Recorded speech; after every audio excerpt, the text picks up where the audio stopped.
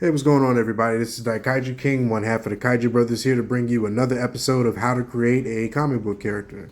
In today's episode, we're going to go ahead and continue some of the same momentum and theme that we had with some of our previous episodes, and that's creating character model sheets, which can actually be very beneficial when it comes to making, like, for instance, a video game where the character has to have like more of a fleshed out illustration of what they actually look like, because that helps when it comes to creating a 3D model.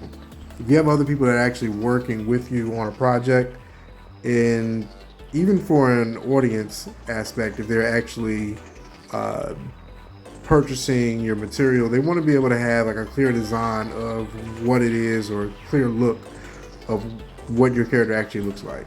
And on these character model sheets too, you can do headshots where you can actually show some of the character or personality of the creation that you've made.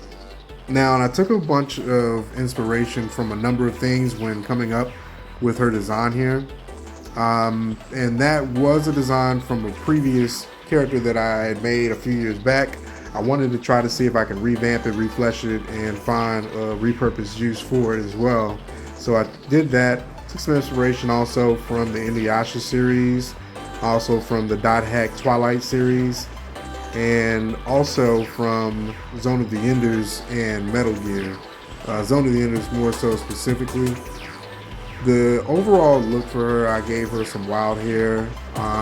She has slitted eyes, so it gives her some of that wild effect. And when I actually colored it, I used yellow for her eyes, which a lot of times when you use that sort of color for eyes, it conveys more of an otherworldly power that your character may actually inherit.